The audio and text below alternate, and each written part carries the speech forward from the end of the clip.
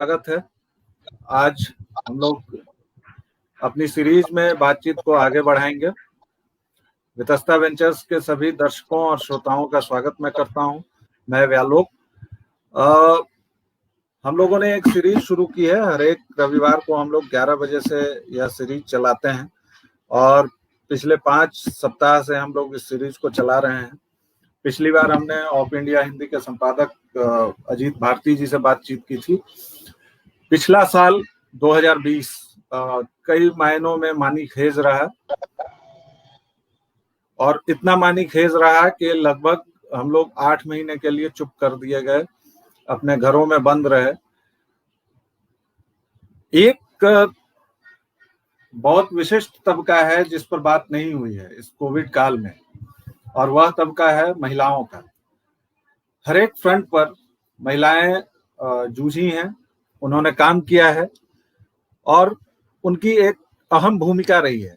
किंतु इस कोविड काल में महिलाओं के क्या अनुभव रहे, महिलाओं ने कम्युनिकेशन या संचार कैसे किया, वह कैसे कोप अप कर पाई, इन सभी विषयों पर हम चर्चा करेंगे।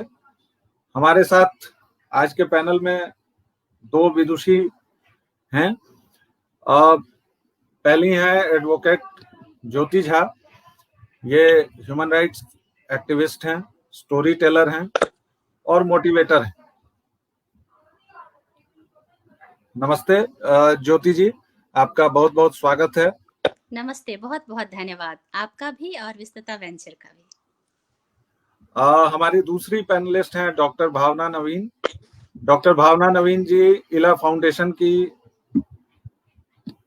विमेंस फोरम गाजियाबाद की प्रेसिडेंट हैं, राइटर हैं, सोशल वर्कर भी हैं और इसके अलावा भी इनके कई सारे परिचय हैं जो हम लोग जानेंगे। आपका बहुत बहुत स्वागत है डॉक्टर भावना नवीन जी। जैसा कि वितस्ता के दर्शक और श्रोता जानते हैं कि हम लोग बातचीत का फॉर्मेट रखेंगे और मैं कम से कम नजर आऊंगा। वैसे एक महान विचारक ने कहा था कभी कि वह महिलाओं के साथ मंच साझा करने से डरते हैं, खासकर अगर खूबसूरत और विदुषी महिलाएं हों तो, क्योंकि अधिकतर लोगों का ध्यान फिर उन महिलाओं पर ही रहता है और उस बेचारे पुरुष की दुर्गति हो जाती है। मेरे साथ आज 2 विदुषी और ज्ञानवान महिलाएं हैं, इसलिए मैं कम से कम आप लोगों के सामने दिखूंगा। मेरी कोशिश रहेगी कि मैं कम से कम आप दोनों को बातचीत करनी है। शुरुआत मैं एडवोकेट ज्योति झा जी से करूंगा। पहला सवाल जो मेरा होगा, पिछला साल कहीं ना कहीं से हमारी जिंदगी को इस तरह से बदल गया जो हमने कभी नहीं देखा था, और ऐसा रहा कि पोस्ट कोविड और प्री कोविड इस 2 खानों में दुनिया बट गई।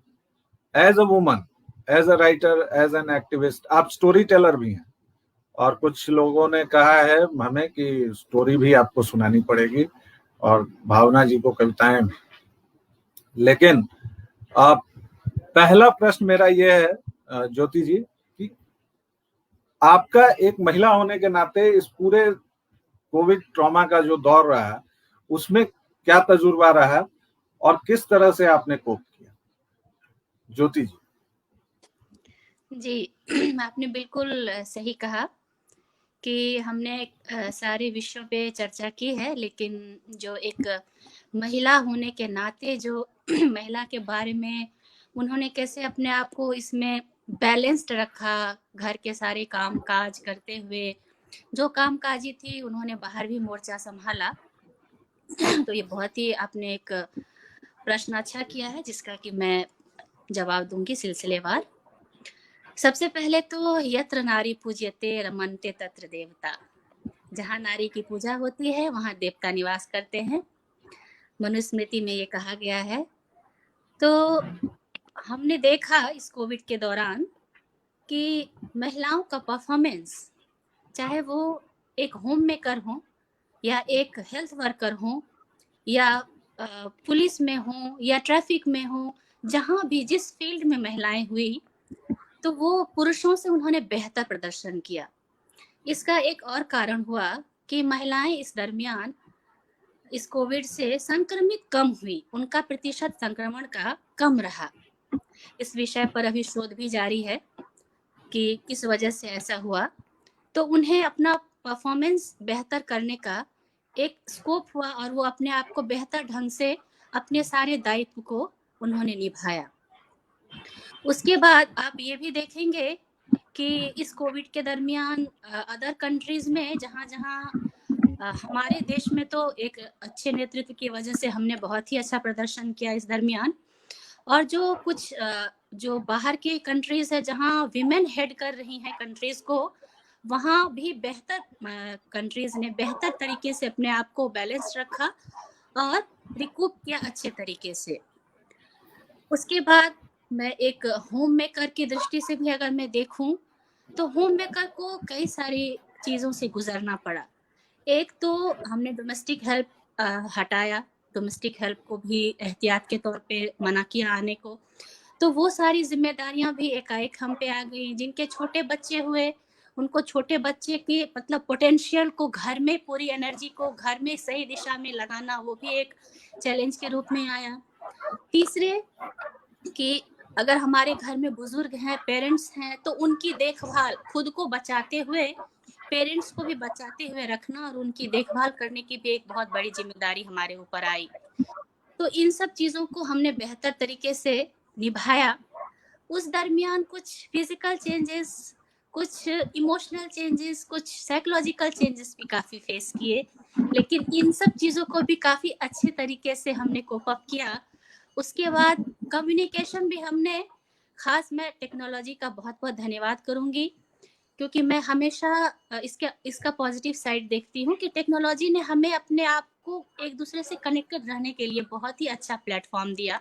बहुत सारे ऐसे प्लेटफॉर्म आए वीडियो कॉलिंग के, बात करने का, जो हम अपने परिवार से, अपने दोस्तों से, अपने करीबियों से, अपने सगे संबंधियों से हम कनेक्टेड रहे और उनसे जुड़े रहें, और भावनात्मक रूप से हमने एक दूसरे को काफ़ी संभाले रखा और काफ़ी एक दूसरे की मदद भी की। और यहाँ तक कि हमने पर्व त्योहार भी टेक्नोलॉजी के माध्यम से भी मनाया। जबकि छठ में हमेशा मैं गांव में होती हूँ, इस बार मैंने वीडियो कॉलिंग के माध्यम से अर्घ दिया और अच्छे तरीके से अपने आप को सकारात्मक रखते हुए अभी तक हम यहाँ तक का सफर तय कर पाए हैं। आपने दो तीन बहुत महत्वपूर्ण बातें कही। एक तो तकनीक का जो दखल बढ़ा हमारी जिंदगी में, उसके सकारात्मक नकारात्मक पहलू भी थे, और इसी से जोड़कर हम डॉक्टर भावना जी के पास चलेंगे। डॉक्टर भावना, आप सोशल वर्कर भी हैं, राइटर भी हैं, और आपका फाउंडेशन भी है, इला फाउंडेशन। उसके बारे में आप हमें, हमारे दर्शकों को जरूर बताइएगा ताकि उन्हें पता चले कि इस तरह का एक फाउंडेशन हमारे क्षेत्र में काम कर रहा है, किन लोगों की बेहतरी के लिए काम कर रहा है। लेकिन मेरा सवाल ये है, एडवोकेट ज्योति झा की बात को आगे बढ़ाकर मैं आपसे पूछना चाहता हूँ कि तकनीक का दखल बढ़ा, निस्संदेह आपके हमारे जीवन में सकारात्मक तरीके से बढ़ा या नकारात्मक तरीके से, या व्यक्ति विशेष पर होगा, लेकिन as a collective conscience of this society आपको क्या लगता है कि तकनीक की दखल जो हमारी दुनिया में बढ़ी, उसको एक विमेन पर्सपेक्टिव से आप कैसे देखते हैं? इससे आप अपनी बात शुरू करें। हाँ, बहुत अच्छा सवाल। सबसे पहले तो मैं धन्यवाद दूंगी ज्योति जी को और आपको कि इस मंच पे मुझे बुलाया, और मैं अपने आदरणीय दर्शकों को नववर्ष का प्रणाम करती हूँ। नया साल उनके लिए रोग मुक्त हो, भय रहित हो, यही शुभकामनाएं हैं मेरी। और अब बहुत अच्छी बात है आपने कही ज्योति जी महिलाओं के लिए, और मैं भी यही कहूंगी कि अभी अभी हम लोग जिस साल से गुजर करके आए हैं, उस 2020, उस साल को जब एक बार इला फाउंडेशन में सर्वे किया गया, डॉक्टर शेखर ने सर्वे कराया कि 2020 आपके लिए कैसा रहा, तो कुछ लोगों ने कहा लेसन ईयर है, कुछ ने कहा सेल्फ रियलाइजेशन का, कि खुद से खुद की पहचान कराई, सबक सिखाया। कुछ ने कहा कि मैं तो इसे कोविड-19 का नाम दूंगी, और बहुत लोगों ने कहा कि हम तो इसे अपनी जिंदगी में याद रखना ही नहीं चाहते हैं। सचमुच में ये कोविड-19 टाइप का एक पैंडेमिक हम लोगों के जीवन में आएगा, ये हम लोगों ने कभी सोचा ही नहीं था। किताबों में पढ़ते थे हम लोग कि आपदाएं आती हैं, इस तरह से कितने लोग चले जाते हैं, कितने जाने चली जाती हैं, और उन सब चीजों को देखते हुए कि हम लोगों ने इन चीजों को महसूस किया, ये अपने आप में हम लोगों के लिए बहुत बहुत क्या बताऊं कि मतलब ऐसा एक्सपीरियंस रहा है सबके लिए जिंदगी में। और ऐसे समय में पूरी दुनिया जूझ रही है, जब हम और सब पैंडेमिक या और सब आपदाओं के बारे में सुनते थे तो हमें पशु पक्षियों से दूर रहने के लिए कहा जाता था, मक्खियों मच्छरों से दूर रहने के लिए कहा जाता था। लेकिन ये एक ऐसी आपदा आई जिसने हमें अपनों से ही भयभीत कर दिया। जहाँ हमारा संस्कार था, हमारा एक हमारी सोच थी कि अतिथि देवो भव, वहाँ हम अतिथि से ही भयभीत होने लगे, अपनों से मिलने के लिए तरसने लगे। ये बहुत ही अजीब तरह का एक्सपीरियंस रहा हम लोगों की जिंदगी में। लेकिन जैसा कहते हैं ना कि हर चीज को कुछ ना कुछ सबक सीखनी चाहिए, और बहुत सारा चीज इसने हमें दिया। इसने बहुत सबक सिखाए कि हम आपस में एक दूसरे से दूर रह कर के भी कैसे एक दूसरे से जुड़े रह सकते हैं। ये इसने हमें डिजिटल वर्ल्ड से जोड़ दिया, और घर पे रहते हुए भी हम एक दूसरे से जुड़े रहे, महिलाएं खास करके। जबकि अचानक से सब कुछ बंद हो गया, जिंदगी ठहर गई, पल ठहर गए, लोग एक जगह बंद कैद होकर के रह गए। समझ में नहीं आ रहा था कि क्या करना है, कैसे नहीं करना है। काम वाली नहीं, और हाउस वाइफ्स हो या वर्किंग लेडीज हो, सबको कोई हेल्पर नहीं, कोई जबकि अपने यहाँ का तो खास करके भारतीय समाज में स्त्रियां घर का काम करती हैं और पुरुष ऑफिस जाते हैं। ऐसे समय में 24 आवर्स बच्चे घर में हो और हस्बैंड घर में हो, उस समय स्त्रियों को खुद को संभालना, मैनेज करना, क्योंकि सभी जानते हैं कि जो महिलाएं होती है वो बेस्ट मैनेजर होती है। क्योंकि नारी नारी मतलब एक ऊर्जा का, जैसे ही नारी शब्द बोलिए, एक ऊर्जा का संचार होता है। वो सृजन करती है, मानव में मानवता लाती है, दया माया कृपा सभी नारी के ही रूप है, और वो मानव में संचार करती है। उस नारी के ऊपर अचानक से बहुत सारी जिम्मेदारियां आ गई, वो घर में बंद हो गई, मानसिक रूप से शारीरिक रूप से दोनों तरफ से उनके ऊपर बहुत सारी जिम्मेदारियां आ गई। लेकिन नारी तो नारी है, वो जानती है कि इसमें कैसे राह निकालना है, और उसने अपने को संभाला, अपने परिवार को संभाला, और फिर निकल पड़ी वो। कुछ समय लगा और डिजिटल वर्ल्ड से जुड़ गई। क्या शहर की, क्या गांव की, क्या नगर की, हर जगह हमने देखा कि जब भी मैं फेसबुक पे जाती थी, मैं देख रही हूँ कि वहां पे लाइव सेशन चल रहा है। घर से लोग, स्त्रियां अपने काम को खत्म करके, सब कुछ खत्म करके, और वो प्रोग्राम्स दे रही हैं।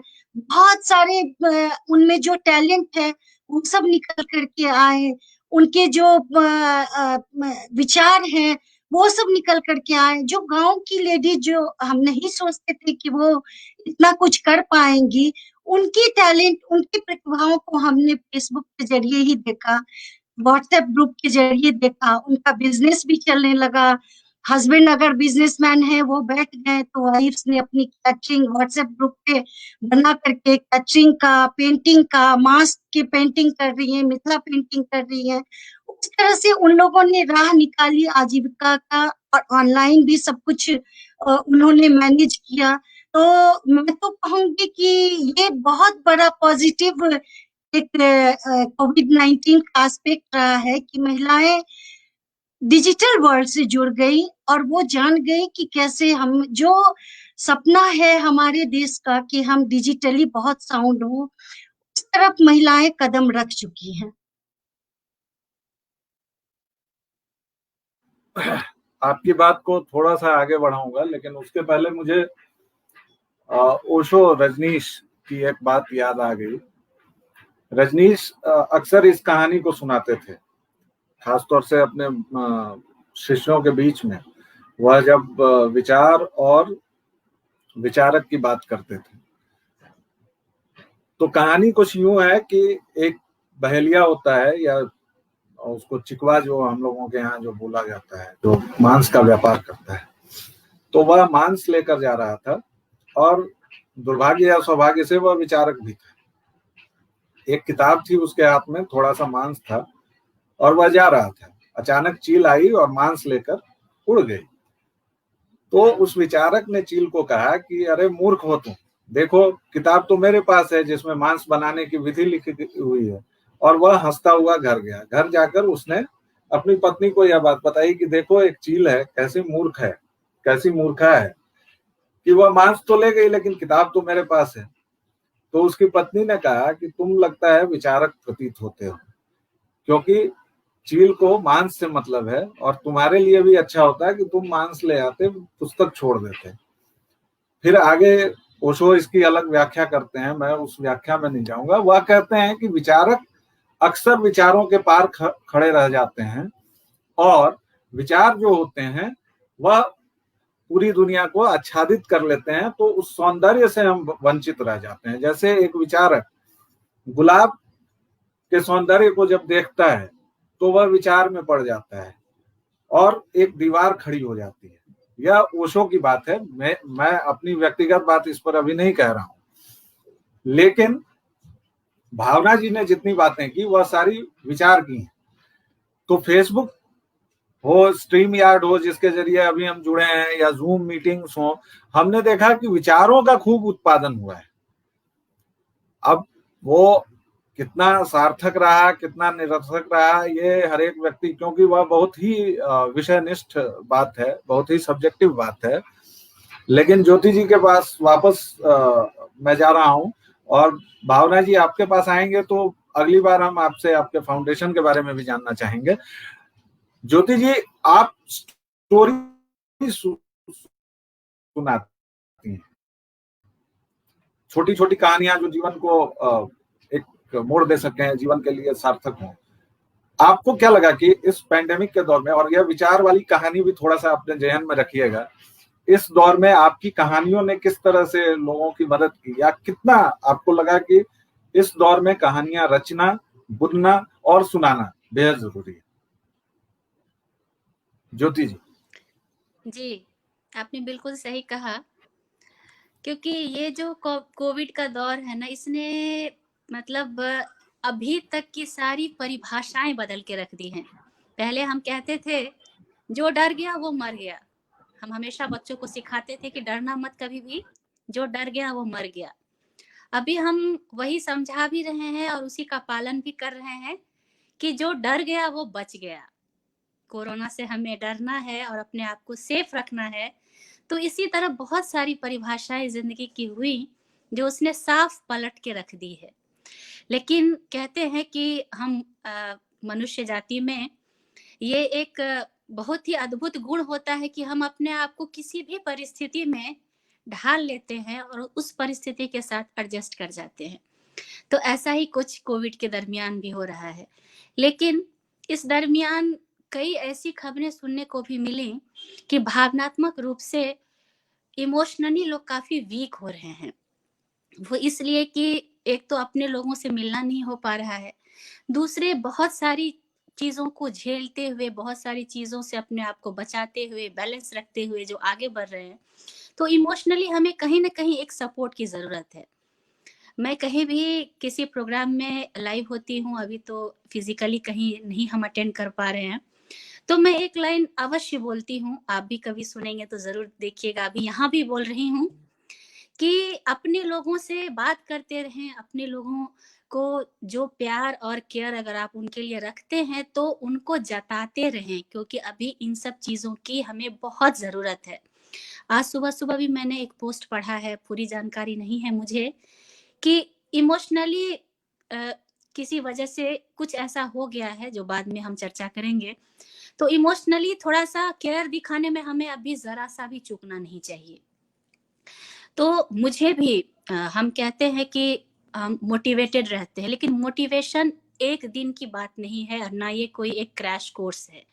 मोटिवेशन डेली की चीज़ है, जैसे हम ब्रश करते हैं, जैसे हम अपनी दिनचर्या करते हैं, तो हमें हर एक दिन एक मोटिवेशन की ज़रूरत होती है। तो मैं भी इस दौर से गुज़री हूँ, एक महिला होने के नाते मुझे लगा कि इस तरह से काफ़ी लोग हैं, जिनको कि अभी अगर मैं शब्दों के माध्यम से, जैसा अभी आप चर्चा कर रहे थे कि विचार काफ़ी तरह से विचार उत्पन्न हुए, बहुत तरह के विचार आए, थॉट्स आए, बातें आई, तो उस विचार से और शब्दों में बहुत ताकत होती है।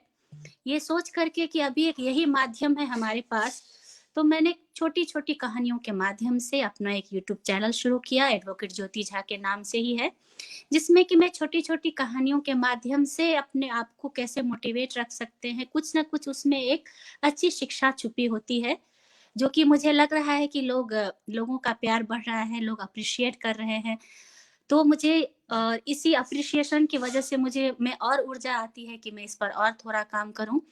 और मेरा अपना एक और मतलब प्रिंसिपल सिद्धांत जिसको कहते हैं कि मेरी वजह से किसी एक व्यक्ति की भी ज़िंदगी में अगर सकारात्मक बदलाव होते हैं, मैं अगर किसी की ज़िंदगी में थोड़ा-सा भी बदलाव लाने में सफल होती हूँ, तो मैं इसको एक अपनी बहुत बड़ी उपलब्धि मानती हूँ कि मैं किसी के जीवन में कुछ अपना योगदान कर सकी।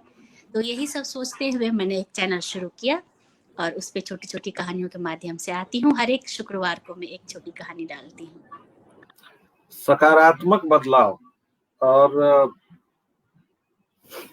आप लोग राइटर्स हैं, शब्दों के साथ आप लोगों का खेलना एक तरह से उसे कहते हैं, वह आप लोगों का पेशा भी है, शौक भी है। भावना जी से मैं ये जानना चाहता हूं कि सकारात्मक बदलाव की जब हम बात करते हैं, लेकिन इस महामारी में सकारात्मक बदलाव की वह ऊर्जा या वह स्रोत हम कहां से लाएंगे, जब हम देख रहे थे कि पूरी दुनिया तहस नहस हो गई है, सब कुछ खत्म हो चुका है, और जो चीजें कभी हमने सोची नहीं थी, कभी हमने उसके बारे में सुना भी नहीं था कि रेल बंद हो सकती है। एक बार भारतीय रेल का चक्का बंद किया था जॉर्ज फर्नांडिस ने, और वो 4 दिनों का चक्का जाम था, तो उसमें हाहाकार मच गया था, हमारे पिताजी सुनाते थे। और इस बार रेल बंद हो गई, मुंबई की लोकल बंद हो गई, सब कुछ बंद हो गया, सब कुछ ठप हो गया। इसमें आप जैसे सृजनशील लोग कहां से वह ऊर्जा लाते थे, कहां से लोगों को वह ऊर्जा दे पाते थे जिसमें सकारात्मकता हो, सृजनात्मकता हो और थोड़ी बहुत क्रियाशीलता हो, क्योंकि हम आप सब लोग अपने अपने घेरे में बंद थे। डॉक्टर भावना जी। बहुत अच्छी बात आपने पूछी है व्यालोक जी। एक्चुअली क्या है, देखिए, आपने इससे पहले ये भी कहा था कि मैं अपने फाउंडेशन के बारे में भी बताऊं, तो मैं एक इसका जवाब अपने फाउंडेशन के साथ ही बताती हूँ। ईला फाउंडेशन, ईला का मतलब है आई लव ऑल, और ये हमें बस प्यार बांटते चलो, प्रेम बांटते चलो, यही सिखाता है और यही उद्देश्य है। वैसे तो ईला माँ सरस्वती का नाम भी है, तो हम लोग कर्म पथ पर भी आगे बढ़ते रहे। और आप बिलीव नहीं करेंगे कि इस पैंडेमिक में जैसे ही ये लोग अपने घरों में बंद हो गए, जैसे कि सभी जानते हैं कि जिंदगी ठहर गई, किसी को कुछ नहीं समझ में आता था कि ये क्या बीमारी है, क्या रोग है। ऐसे समय में हमारे फाउंडेशन के जो प्रेसिडेंट थे डॉक्टर शेखर, कंटिन्यूअसली हर वीकेंड को उनका किसी न किसी चैनल पे कोरोना के बारे में अवेयरनेस का प्रोग्राम आता था, उनका लाइव सेशन चलता रहा। उसके बाद 2 महीने के बाद, कोरोना के 2 महीने के बाद ईला विमेंस फोरम का गठन हुआ, जिसमें उन्होंने मुझे उसका प्रेसिडेंट बनाया। ईला टीम ने मुझे प्रेसिडेंट नॉमिनेट किया। और आप बिलीव नहीं करेंगे कि ईला विमेंस फोरम ने ऐसी महिलाओं के सामने लाना शुरू किया, ऐसे प्रोग्राम्स किए, ऐसे इनिशिएटिव लिए कि लोग घर में ही बैठ करके खुश रहे। उनमें ऐसे सेशंस हुए जिसपे कि पॉजिटिव एटीट्यूड सब में हो, सबों ने अपने विचार भी दिए, सभी मिल करके काम कर रहे थे, सभी एक्साइटेड थे, सभी पॉजिटिव हो रहे थे। तो ऐसे समय में हम लोगों ने ये चीज बहुत किया कि रात दिन लगे थे कि कभी भी कोई डिप्रेशन में ना हो, कभी भी, चाहे गूगल मीट पे हो, चाहे स्ट्रीम यार्ड पे हो, चाहे डायरेक्ट लाइव सेशन हो, इस जिस भी तरह से हो सकता था, हम लोगों ने ये सब सेशन जारी रखा कि इस चीज को हम लोग आगे बढ़ाएं, मोटिवेट करते रहे लोगों को। और जैसा कि ज्योति जी ने कहा, बहुत अच्छे से समझाया उन्होंने कि मोटिवेशन एक दिन का नहीं है, लेकिन मुझे लगता है, जो मैं अपने आस पड़ोस में देखती हूँ या अपनी फैमिली में देखती हूँ, क्योंकि हम लोगों ने बर्थडे भी मनाए, ऑनलाइन मनाए, ठीक है, सभी बैठते थे, केक कटने का टाइम क्या होगा, इतने बजे सब बैठ जाते थे, ठीक है चलो अपने अपने, मतलब एक एक पॉजिटिव मैं इसका एस्पेक्ट ये बताऊंगी कि हम लोगों ने अपने परिवार के लोगों को ही, जो बहुत दूर हो गए थे, उनको बहुत अच्छी तरह से जाना। सबने उनके विचार, अच्छा अब तुम बोलो, जिनका बर्थडे है उनके बारे में सब तुम बोलो। अभी हम लोग सोचते थे कि अरे ये भी जानते हैं, ये भी सोचते हैं, ये भी बोलते हैं, ये भी बातें हुई है इनके साथ। और इसी तरह से हमारा सेशन चलता रहा। उस सेशन में हमने देखा कि सभी लोग बोलते रहते थे कि अच्छा चलो, रॉबिस जी लिख रहे हैं कुछ आवाज में गड़बड़ आ रही है कहीं, अभी आवाज ठीक है? आवाज ठीक आ रही है मेरी? जी जी, आपकी आवाज ठीक आ रही है, आप ये ओके ओके। तो तभी हम लोगों ने देखा कि सचमुच में कुछ दिनों के बाद महिलाएं एकदम हर एक प्लेटफॉर्म पे आ गई। और आप इसे नेगेटिव वे में नहीं ले सकते हैं, क्योंकि महिलाओं की जो जिम्मेदारी थी, सबसे बड़ी बात है कि इस बार पुरुषों ने भी बहुत साथ दिया उनका। और मैं एक बात जरूर ही इस माध्यम से, अभी आपके प्लेटफॉर्म से, इस माध्यम से मैं महिलाओं से भी रिक्वेस्ट करूंगी कि जिस तरह से उन्होंने अपनी बेटियों को आगे बढ़ाया है कि वो पढ़े लिखे, अपने पैरों पर खड़े होए, उसी तरह से वो अपने बेटों को भी घर की जिम्मेदारी सिखाए, घरदारी सिखाए। कि ये नहीं कि वो अपनी, जो हमारा समाज कहता है अरे पत्नी का काम कर रहा है, अपनी पत्नी के लिए नहीं। कोरोना के टाइम में उन्हें ये चीज सीखना चाहिए कि ये अपने बेटों के लिए, जहां 2 महीने के लिए खाना पीना, आउटसाइड फूड एकदम अलाउ नहीं था, अगर उस समय में आपके बच्चे कहीं फंसे हो तो भूखे नहीं रहे, क्योंकि ग्रोसरीज वगैरह सभी कुछ अवेलेबल था, लेकिन जब उनको बनाने नहीं आएगा तो वो कैसे बनाएंगे? तो उनके लिए बहुत जरूरी है कि उनको भी ट्रेनिंग दी जाए कि वो घर के कामों में हाथ बटाएं। और मुझे खुशी है कि इस बार बहुत लोगों ने, बच्चों ने भी काम सीखा अपने घर में, और उसमें भी अपनी मम्मियों के काम में हाथ बटाए हैं और आगे बढ़े हैं। तो मैं इस चीज को पॉजिटिव ये में लेती हूँ कि टेक्निकली हम लोग बहुत साउंड हो गए, जिससे एडवांस ये में लोग जा रहे हैं।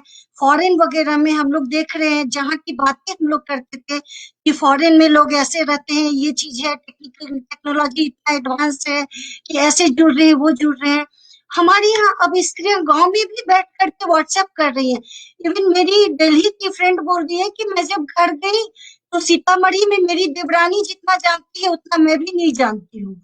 तो ये बातें हैं कि महिलाएं बहुत अच्छे, और ये बात भी सही है कि उन्होंने अपना भी ख्याल रखा, तभी तो वो सज धज करके आराम से बैठती थी, 1 घंटे वो प्रोग्राम में आती थी और अपने टैलेंट को, अपनी स्किल को, अपनी विचारों की अभिव्यक्ति उन्होंने जिस अच्छे तरीके से दिया, वो सचमुच में काबिले तारीफ है। तो मैं तो कहूंगी कि ये सब जो पैंडेमिक आपदाएं तो बहुत कुछ खराब करती हैं, लेकिन उससे हम लोगों ने ये सीखा और ये एनर्जेटिक एक पॉइंट ऑफ व्यू रहा कि महिलाएं बहुत खुलकर सामने आने लगी हैं। और इला फाउंडेशन के बारे में भी मैं बता ही दूं कि इला फाउंडेशन हमारा है, वो हम लोग बेसिकली ये डॉक्टर्स की टीम है। मोस्टली इसमें डॉक्टर्स हम लोग ऑन द ग्राउंड काम करते हैं। तो उसमें जो डॉक्टर्स हैं वो लोग ट्रीटमेंट देते हैं और ये हमारा कैंप हमेशा चलता रहता था। हम लोग ज्योति जी हैं, हम लोग हैं जैसे काउंसलर का काम करते थे, एडवाइजरी का काम देते थे। जैसे अभी हमारा आज भी एक चल रहा है कैंप जिसमें ट्रीटमेंट तो होगा ही, थोड़ा सा फिजिकल डिस्टेंस रख के, लेकिन अभी जो कैंप चल रहा है वो वैक्सीनेशन की अवेयरनेस के लिए किया जा रहा है कि वैक्सीनेशन से लोग डर रहे हैं, तो उसका अवेयरनेस लाना जरूरी है। उसके लिए आज भी कैंप चल रहा है हमारा। और कैंप अब शुरू हो गया है नए साल में, तो वो फिर से डॉक्टर शेखर अपने कुछ टीम के साथ कर रहे हैं। और दूसरी बात है कि हम लोग स्किल डेवलपमेंट का प्रोग्राम करते हैं यूथ के लिए।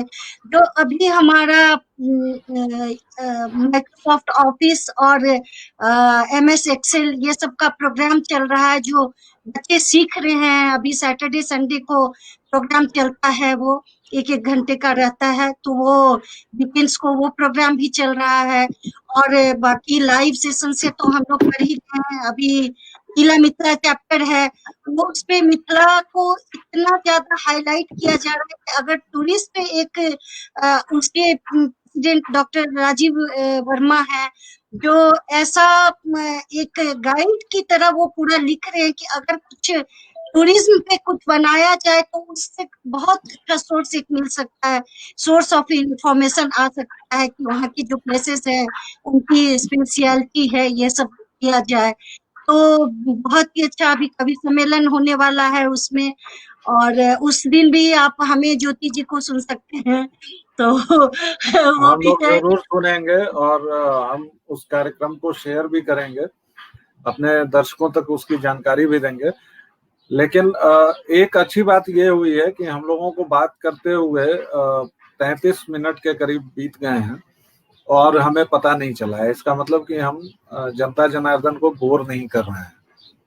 अभी अचानक मेरी नजर गई तो आखिरी के 10 मिनट जो होंगे, भावना जी और ज्योति जी, आप दोनों से मैं रैपिड फायर राउंड का वो होगा, क्योंकि कुछ लोगों ने कहा था कि वह बहुत दिलचस्प होता है आपका सवाल जवाब, तो उसको कीजिएगा। और अब हम लोग इसको अपनी वार्ता को निष्कर्ष की ओर ले जाने की कोशिश करेंगे। आपने जो कहा भावना जी की तकनीक हुई, तकनीक से मुझे एक बात याद आई कि नॉर्वे में हमारे एक परिचित हैं डॉक्टर प्रवीण, अच्छे लेखक हैं, डॉक्टर हैं, काफी सारी किताबें उन्होंने लिखी है। उनकी लिखने की जो गति है उसको देख के लोग उन्हें नए राजकमल चौधरी के रूप में बुलाते हैं, क्योंकि वो अद्भुत प्रोत्साहित करने वाली और डराने वाली गति से लिखते हैं। मतलब मेरा पेशा है लिखना, मैं पत्रकार हूँ, मैं भी उतना नहीं लिख पाता हूँ, जबकि वो दुनिया के तमाम झमेलों में रहते हुए भी इतना कुछ लिख पाते हैं। उन्होंने मुझे ये कहा था कि यह शायद कहीं ना कहीं एक भ्रांति है और तकनीक का पेनिट्रेशन जो है वह भारत में ज्यादा हुआ है, क्योंकि वो नॉर्वे में रहते हैं। तो कहते हैं कि कई जगहों पर ऐसा होता है जहाँ नेटवर्क नहीं है, जहाँ चीजें नहीं है। हमारे यहाँ भी दिक्कतें हैं, लेकिन इसके बावजूद उनका जो अनुभव था वेस्ट का और ईस्ट का, उसमें उन्होंने कहा कि तकनीक का दखल हमारी जिंदगी में ज्यादा है।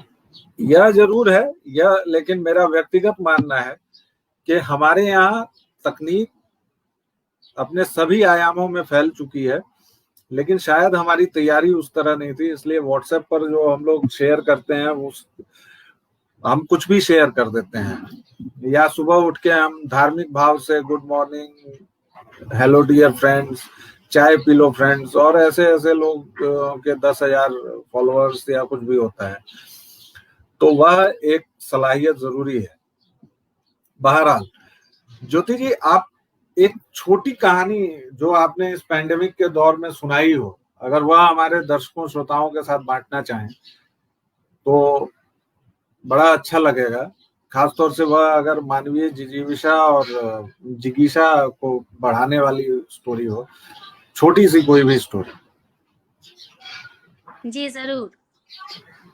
ये जैसे कि बहुत बड़े सिचुएशन से, कंडीशन से, पेंडेमिक से हम गुजर रहे हैं, और हमारा मानव स्वभाव क्या होता है कि ये तो खैर बड़ा प्रॉब्लम है कि हम छोटी सी भी कोई समस्या होती है तो हमारा माइंड इतने बड़े लेवल पे देखने लगता है।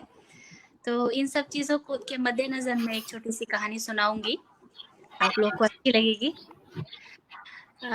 एक मेंसा ऑर्गेनाइजेशन होता है जो आप लोगों ने भी सुना ही होगा, जिसमें कि लोगों का आईक्यू लेवल 140 और उससे एबव होता है। तो वो मतलब हाईली इंटेलिजेंट पीपल होते हैं। तो एक बार उनका कुछ ग्रुप था, उन लोगों ने बाहर लंच के लिए डिसाइड किया कि हमें बाहर जाके आज दोपहर का भोजन लेना है। सैन फ्रांसिस्को में वो लोग एक रेस्टोरेंट में पहुंचते हैं, सब अपनी अपनी सीट पे बैठ जाते हैं और वो एक हाई लेवल की उनकी चर्चा शुरू हो जाती है। तभी उन लोग की नज़र पड़ती है, वहाँ पे नमक की बोतल रखी होती है और पेपर की बोतल रखी होती है। तो उनकी नज़र लिड पे पड़ती है, वो देखते हैं अरे नमक के बोतल में इन्होंने पेपर भर दिया है, पेपर के बोतल में नमक भर दिया है। अब वो मेंसा वाले 140 आईक्यू वाले एकदम से परेशान कि ये तो बहुत गलत हो गया इस रेस्टोरेंट में। लेकिन ऐसा करते हैं हम लोग, बिना किसी को बताए हुए इसका सॉल्यूशन निकालते हैं और कुछ गंदगी भी ना फैले हमारी तरफ से और हम इसको सही भी कर दें। फिर उन्होंने एक बोल लिया, कुछ स्ट्रॉ रखे और कुछ टिश्यू पेपर रखे कि अब तो इसको सही करना ही होगा, ये गलत हो गया है। एक बॉटल में जिसमें कि सॉल्ट होना चाहिए पेपर है, जिसमें पेपर होना चाहिए सॉल्ट है। उसी टाइम पे सामने से वेट्रेस आती हैं, यहाँ भी महिला की ही बात हो रही है व्यालोक जी। सामने से एक वेट्रेस आती हैं, तो ये लोग बता रहे हैं क्या, सुनिए इधर आइए। तो बोले जी सर क्या बात है? तो आपके रेस्टोरेंट में तो बहुत बड़ी प्रॉब्लम है। तो क्या हुआ? तो देख लीजिए, जिसमें सॉल्ट होना चाहिए उसमें पेपर, पेपर में सॉल्ट। तो वो वेट्रेस जो थी वो टेबल पर झुकी, उसने लिड खोला, दोनों के लिड फ्लैप किए, जो कि सॉल्ट लिखा था उसको पेपर पे लगाया, जो पेपर लिखा था उसको सॉल्ट पे लगाया, सॉर्टेड।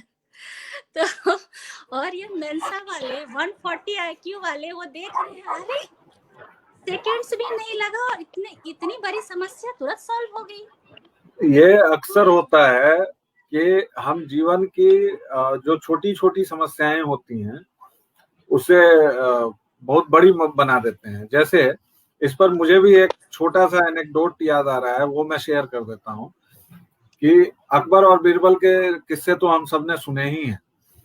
तो एक बार बादशाह सलामत थे, तो कभी भी उनको कुछ याद आ जाता था, तो अचानक दरबार में पहुंचे और बोले कि चलो आज सबकी परीक्षा होगी।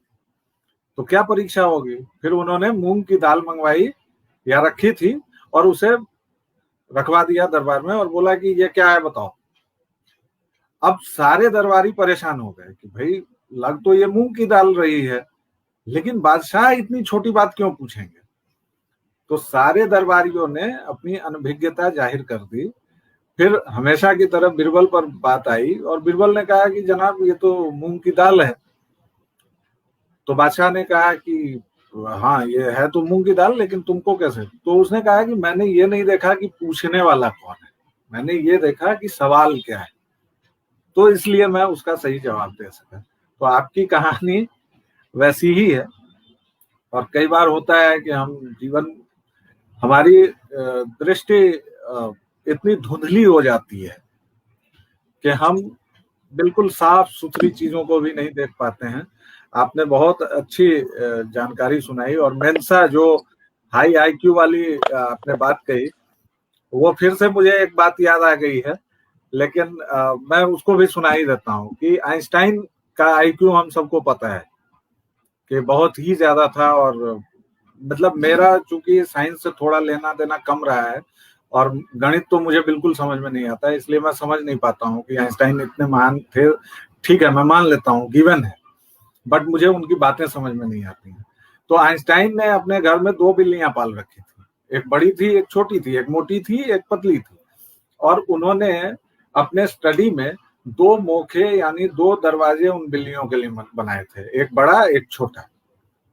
तो लोगों ने पूछा उनसे कि भाई जो बड़ा वाला मोखा है या जाला है, उससे तो दोनों बिल्लियां निकल जाएंगी, फिर तुमने ये 2-2 क्यों बनवाया है? तो आइंस्टाइन जो इतने बड़े विद्वान थे, इतने बड़े वैज्ञानिक थे, उनको ये कोई नहीं समझा पाया, कोई मुतमईन नहीं कर सका कि दोनों बिल्लियां उसी एक मोखे से चली जाएंगी या आ जाएंगी। उन्होंने कहा भाई देखो, बड़ा मोखा बड़ी बिल्ली के लिए, छोटा मोखा छोटी बिल्ली के लिए। तो बड़े लोगों की बड़ी बातें हैं।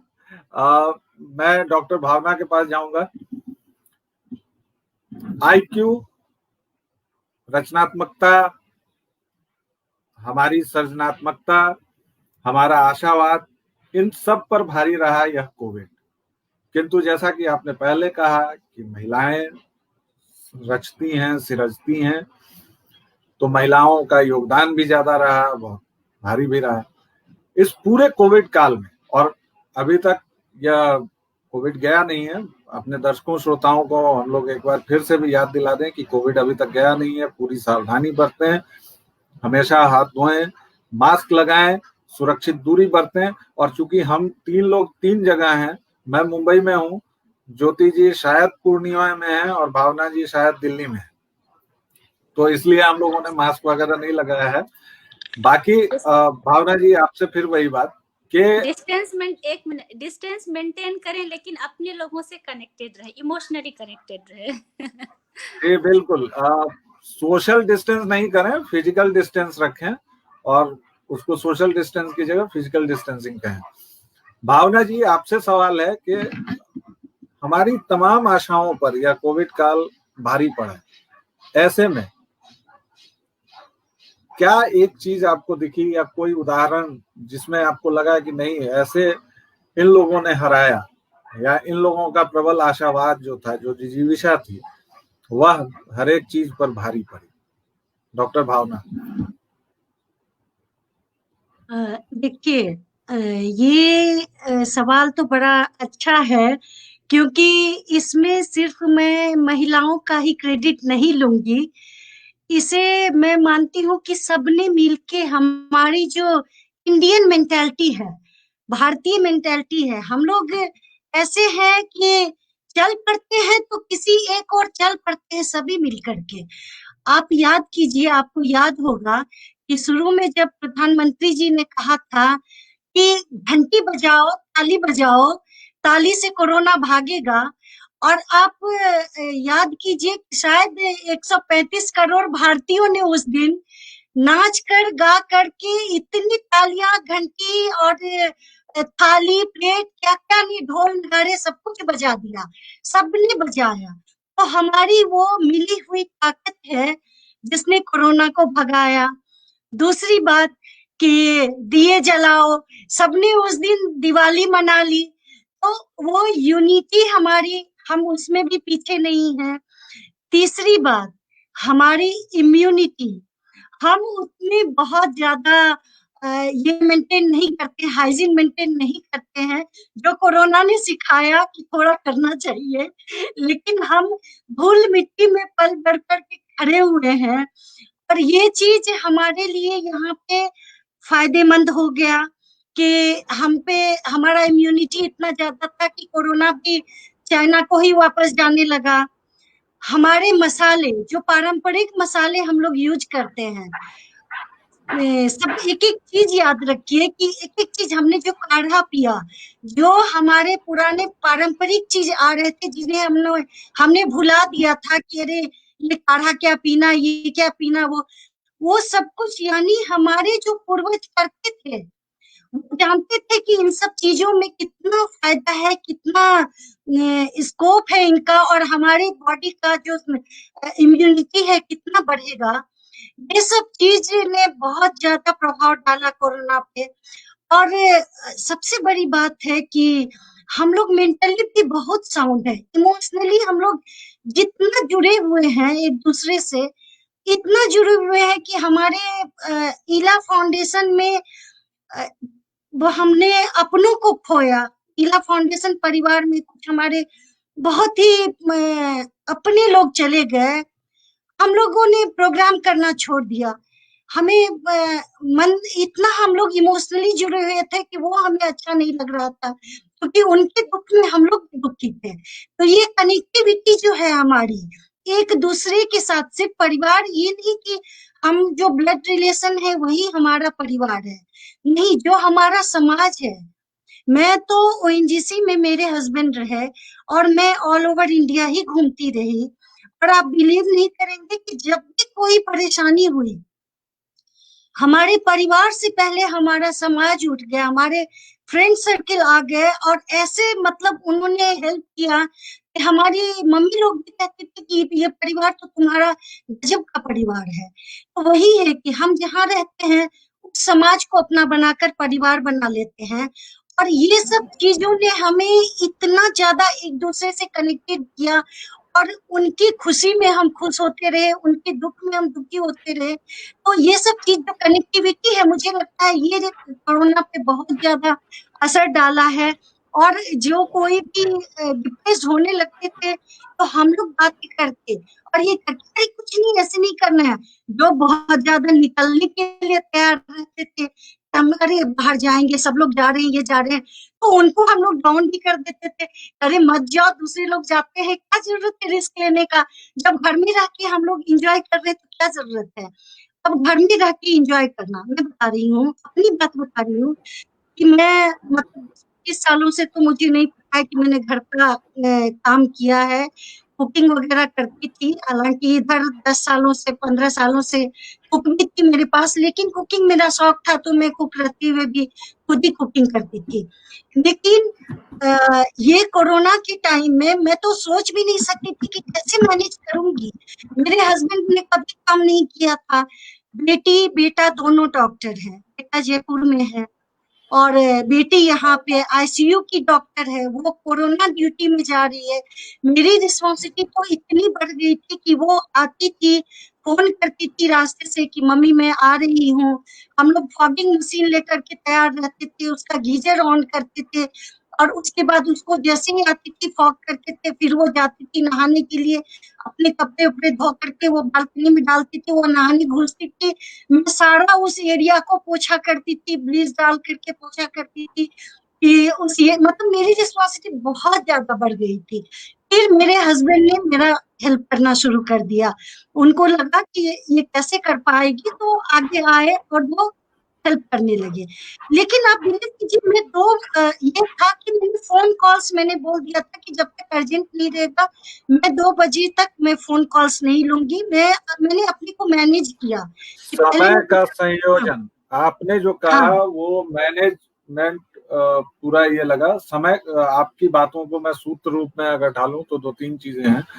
एक तो समय का संयोजन किया, दूसरे परिवार से दूसरे सदस्यों से मदद मिली, तीसरे जो लोग आज तक माँ पर, बहनों पर या परिवार की महिला सदस्यों पर निर्भर थे, उन्होंने भी आगे बढ़ के काम करना शुरू किया। काम करना शुरू किया। दिक्कत यह है कि हमारे पास समय का एक निश्चित स्ट्रेन है और उसी दौर में हमें बात करनी है। आखिरी के 10 मिनट बचे हैं और मैंने जैसा कहा था कि अब रैपिड फायर राउंड हम लोग शुरू करेंगे। इसके पहले ज्योति जी आप शायद कुछ कहना चाहती थी, थोड़ा जी बताएं। जी, मैं वही कहना चाहती थी कि महिलाओं ने तो एक दूसरे का हाथ थामा ही, वर्चुअली ही सही, कनेक्टेड रह के इसका टेक्निक का सहारा लेकर के। लेकिन पुरुष भी परिवार में आगे आए और उन्होंने भी परिस्थिति की गंभीरता को समझा और फिर घर के घरेलू कामों में उन्होंने भी हाथ बटाना शुरू किया। यहाँ तक कि मेरे हस्बैंड ने खुद से कपड़े धोने शुरू किए अपने, कम से कम ये सब शुरुआत हो गई। तो ये मतलब जो ये पेंडेमिक हमें हर एक व्यक्ति को, चाहे वो बच्चा हो बड़ा हो, सबको एक आत्मनिर्भर बनाना सिखाया। और इसने ये भी सिखाया कि हमारे अंदर कितना पोटेंशियल है, आखिर हम अपने पोटेंशियल का कितना कम इस्तेमाल करते हैं। हमारे पास एक अथाह पोटेंशियल है पोटेंशियल से याद आया मुझे कि पोटेंशियल की जहां तक बात है तो शायद आप लोग ज्यादा इस बारे में बेहतर जानते होंगे कि मानव अपनी क्षमता का शायद 10% भी नहीं इस्तेमाल करता है, और अगर वह 10% करने लगे तो वह सुपर ह्यूमन बन सकता है। खैर, ये हम लोग रैपिड फायर राउंड में बढ़ रहे हैं और मैं आप लोगों से 3 सवाल पूछूंगा, 4 सवाल पूछ सकता हूं। इन सवालों में मैं जिनका नाम लेके पूछूंगा उन्हें सोचने का समय नहीं मिलेगा, आपको तुरंत वह जवाब देना होगा। अगर किसी सवाल में आपको लगे कि आपको इस सवाल का जवाब नहीं देना है तो आप उसको पास भी कर सकते हैं। हालांकि पास नहीं करना चाहिए, कुछ ऐसे गंभीर सवाल नहीं होंगे, लेकिन फिर भी। तो पहला सवाल ज्योति जी से है। हमने हाइजीन की बात की, हमने सब कुछ किया, लेकिन इस महामारी का सबसे बुरा असर जो महिलाओं पर, मेरी तरफ से हालांकि इसको एक सेक्सिस्ट कमेंट की तरह ना देखा जाए, लेकिन मेरे नजरिए से जो महिलाओं पर सबसे बुरा असर पड़ा कि वह चाट के ठेले पर गोलगप्पे खाने से वंचित हो गई। तो ज्योति जी 3 ऐसी चीजें बताइए जिसको आपने मिस किया खाने की। हाँ, बाहर मैंने वो जो आपने बोला गोलगप्पा मैंने मिस किया खाने का। उसके बाद मैंने चाट मिस किया, और उसके बाद मैं कभी कभी ऑफ एंड ऑन कभी मैं पिज्जा खाती हूँ, वो बाहर जाके वो मैंने मिस किया, यहाँ तक कि घर में भी नहीं मंगाया। 3 भावना जी, आपने अपने संबोधन में यह कहा कि लोग अपने घरों में कैद हो गए, जाना आना बंद हो गया, और यह हालांकि हम भारतीय बहुत कंजूस हैं घूमने के मामले में। वैश्विक स्तर पर देखें तो हम एक अच्छे पर्यटक नहीं हैं, जबकि भारतवर्ष को ईश्वर ने, प्रकृति ने खूब नवाजा है प्राकृतिक संपदा से, या जो भी कहें। और आज सुबह चूंकि बड़ी अच्छी और सकारात्मक बातें हुई हैं, मैं इसको नकारात्मक नहीं करना चाहता, लेकिन आप देखिए तो बिहार में, मिथिला के क्षेत्र में इतनी सारी संपदा बिखरी पड़ी है, लेकिन हम लोग क्या करते हैं कि वहां गंदा करने में, वहां कूड़ा फैलाने में हमारा जो भी योगदान हो, लेकिन हम घूमते नहीं हैं। टूरिस्ट स्पॉट्स को हम या तो गंदा कर देते हैं या नहीं जाते हैं। तो डॉक्टर भावना, 3 ऐसी जगहें जो आपने मिस की घूमने के लिए। हाँ, बहुत अच्छी बात आपने मेरी दुख की नहीं, नब्बा नहीं है, इसमें आपको केवल बताना है, क्योंकि मैं अभी बहुत घूमी हूँ और घूमी रही थी, और अभी मुझे लद्दाख जाना है, मुझे अभी पोर्ट ब्लेयर जाना, अंडमान जाना है, और मैं मिस कर रही हूँ, और सिक्किम जाना है, गंगटॉक, ये 3 जगह मैं मिस कर रही हूँ बहुत बुरी तरह से। कश्मीर जाना है मुझे, जैसे ही ये खत्म होगा मैं जरूर भागूंगी। मैं एक बार फिर आप दोनों को कह दूं कि वाक्यों को गढ़ने के दौरान जो सोचने की चालाकी चलेगी वो नहीं चलेगी। नहीं, सोचने का नहीं, आपको सीधा जवाब देना है, तुरंत। रैपिड फायर राउंड है, तो मेरा सवाल खत्म होगा और आपको जवाब देना है। अब अगला सवाल एडवोकेट ज्योति झा से है मेरा। 3 ऐसी किताबें जो आपने पढ़ी इस दौरान। मैंने इकिगाई पढ़ी, पावर ऑफ सबकॉन्शियस माइंड पढ़ी, और सत्यव्यास की उफ कोलकाता पढ़ी। और भी है लेकिन 3 बता रही हूँ। इन तीनों में के लेखक और थोड़ा सा बता दें कि किस बारे में थी ये किताब।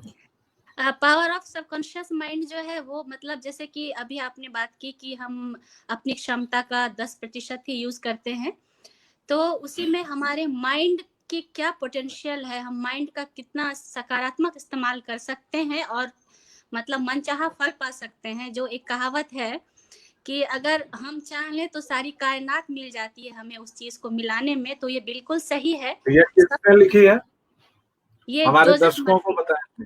ओके। जोसेफ मर्फी की और किताब दूसरी है। किताब आपने बताई वो कोलकाता सत्यव्यास की, और तीसरी उसके तीसरी लेखक का बताई, भी नाम बताइए। तीसरी मैंने आपको क्या बताई, how to own your own mind. नहीं, जॉन केई केई करके कुछ बताया था। इकिगाई तो एक जापानीज पद्धति है जीने की, उसके जी, लेखक का नाम नहीं पता, वो मैंने पीडीएफ पढ़ी है। ओके। डॉक्टर भावना नवीन, 3 ऐसी किताबें बताइए जो आप अगले 3 महीने 6 महीने में पढ़ने वाली हैं या चाहती हैं पढ़ना। हाँ, मैं पढ़ूंगी स्मृति रेखा, जो मैंने अपनी माँ की किताब, जिन पे मेरी माँ साहित्य अकादमी के पुरस्कार से सम्मानित है, उनकी मैथिली की किताब को मैंने ट्रांसलेट किया है, तो मैं जरूर उसको पढ़ूंगी। अब वो कभी भी आने वाली है, तो मैं उसे जरूर पढ़ूंगी। मेरी फ्रेंड अर्चना नुप्रिया की किताब खामोशी बोल पड़ी, वो मैं पढ़ूंगी।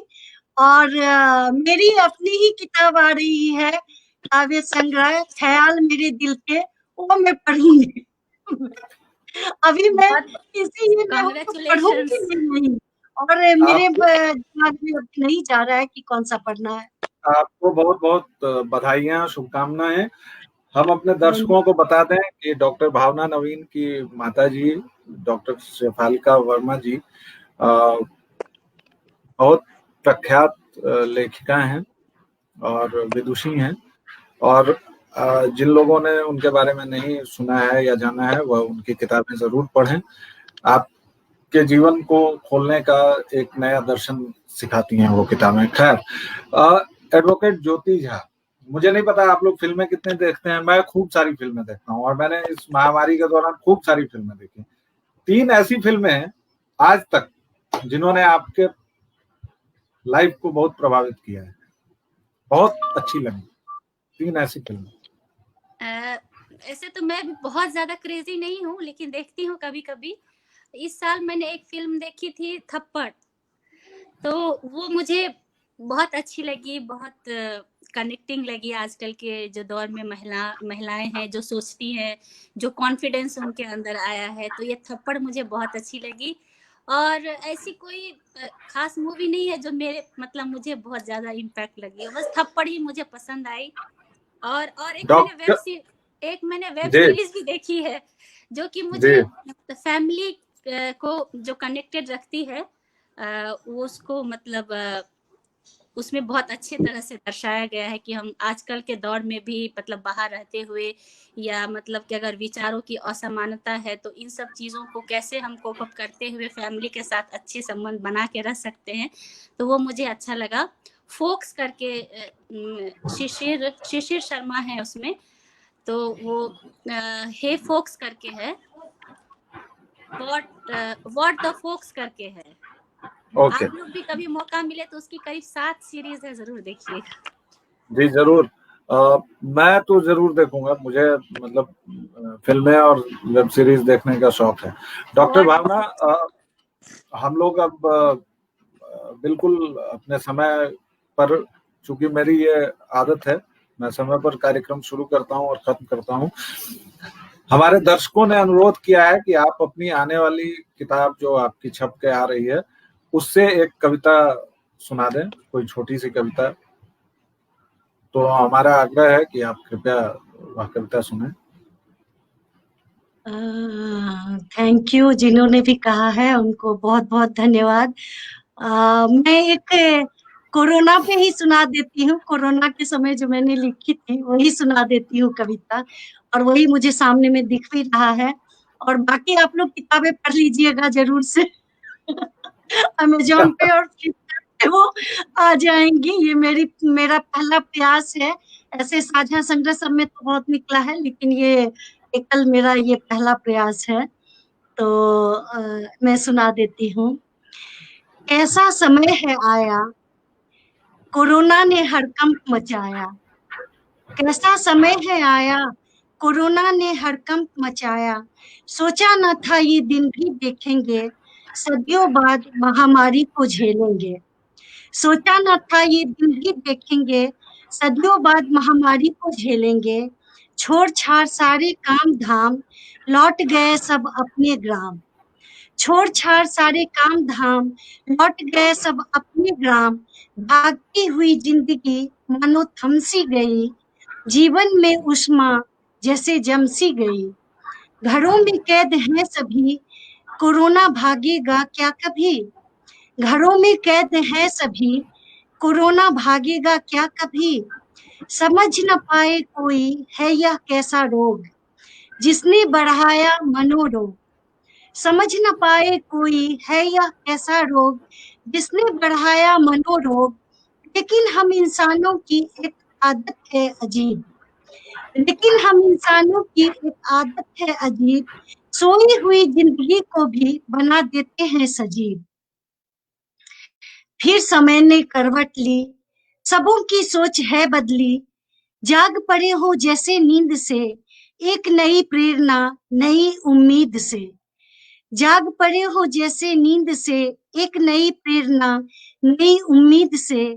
चल पड़े अपने कर्म पथ पर, कदम उठाते रहे निरंतर। कोरोना की क्या है विसात, कोरोना की क्या है विसात, जब हिम्मत है हमारे पास। निकल पड़े अपने घरों से, मास्क सैनिटाइजर साथ लेकर। इस रोग को मार भगाएंगे, एक नई चेतना जगाएंगे, एक नई चेतना जगाएंगे। धन्यवाद। बहुत बहुत धन्यवाद डॉक्टर भावना और एडवोकेट ज्योति झा जी, आप दोनों का बहुत बहुत धन्यवाद। कुछ आप कहूंगी कुछ कहना चाहती हैं? जी।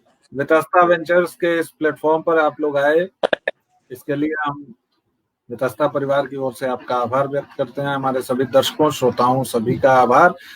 और इससे पहले ज्योति जी कुछ कहना चाहती हैं? जी कृपया संक्षेप में कहें। जी हाँ, एकदम संक्षेप में कहूंगी।